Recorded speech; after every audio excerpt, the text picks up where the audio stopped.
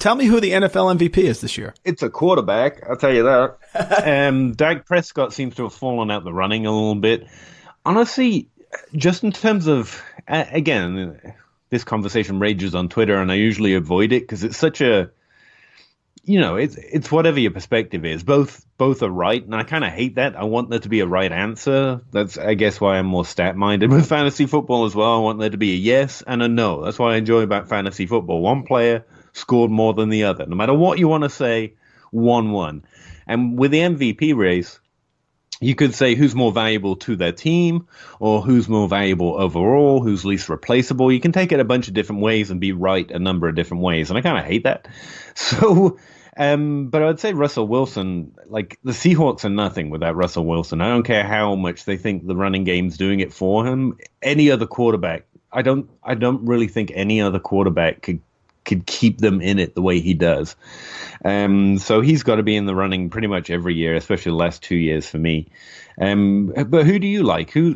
I don't even listen to those conversations, so I don't know who's in it. Is it Lamar and yeah, Russell Wilson, it's tough for me. It's basically down to those two. There's some Christian McCaffrey truthers, although with Ron Rivera getting fired today, I think, sort of the shine comes off of that. Not that should in any way affect Christian McCaffrey's candidacy for MVP. No. But I think right now it's Lamar. I think Wilson is still involved. It's got to be down to both of those. It's interesting. I do think, Peter, that Baltimore going to Buffalo this week is a critical game. If Baltimore finds a way to win that game, and they've beaten the Patriots, and they won at Seattle, and now they win at Buffalo, I almost feel like he's locked it up in a lot of ways, as great as Russell Wilson has been. But you can still make a nice argument for Russell Wilson. I mean, they find a way to win these games. They beat Minnesota at home. I mean, he still has that clutch gene, right?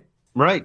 We call it God mode, I think when I was talking with Matt Kelly on his podcast. But yeah, whatever you want to call it, it's kind of unbelievable. It really is. I know it's your podcast, but can I ask you a question? Because it's one that's been rolling around in the back of my mind kind of to look into this off season. Like, is this a trend, or is this just we've been very lucky? Like, someone, I forget who it was this off season, but they were talking about how we've seen a lack of influx of talent at the QB position over the last few years. And so this is kind of a regression from that in one way. Like, we had that historic, what was it, the 2006 draft class, and they're aging and starting to age out or diminish in some ways. And so Patrick Mahomes and Lamar Jackson, this is just almost to be expected. But in the eye of the storm right now, it's hard to win. I mean, and this is a fully converted QBs don't matter truther speaking here. It's been really hard to win last year and this year if you didn't get Patrick Mahomes and Lamar Jackson. Like, there have been significant edges, and statistically, that's insane to say. A quarterback is almost never a significant edge. And part of that is because you don't draft them highly, by the way, so don't go drafting QBs any higher. But if you don't hit the right late value quarterback in the last 2 years, you've really been struggling to try and keep up with that team, at least in the early part of the season. So do you think this is a trend, or do you think like Mahomes and Jackson are just, that's it? If you know what I mean? Are we going to keep seeing every year a new quarterback being this difference maker?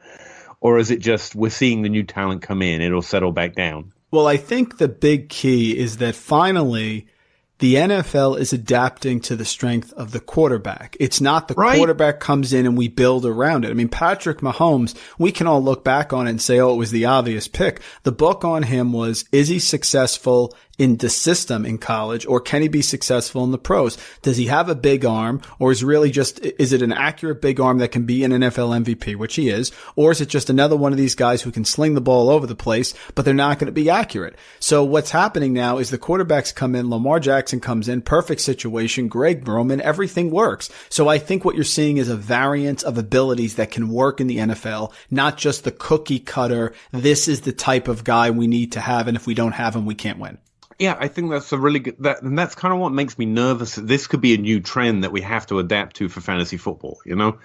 Like, it could be a thing, and it won't be Mahomes or Lamar Jackson next year because they'll be drafted so high, their value will be neutered by it. Rightly so in some ways of thinking, but like Kyler Murray could be the guy next year, right? He's going to be drafted in the top 12 probably next year, but he won't be in the first 5 rounds, which means he could provide that kind of value. Cam Newton could even come back, although I've been saying that for 2 years now. So like this could keep going, and that's what makes me nervous, because it's hard to lean into a quarterback trend. But if it happens another year, then it's really going to be difficult to win again. And anyway, I've been thinking about it a lot. And it's a big change in the NFL, but it's just a couple of teams, right? It's Baltimore and Kansas City figuring it out. Like, it's a big change in the NFL that affects maybe the whole fantasy football landscape, but it's not like every team has to be this smart. It's just a couple, and it changes everything. Anyway, it's something I definitely want to look into this offseason or put some thought into. Totally agree.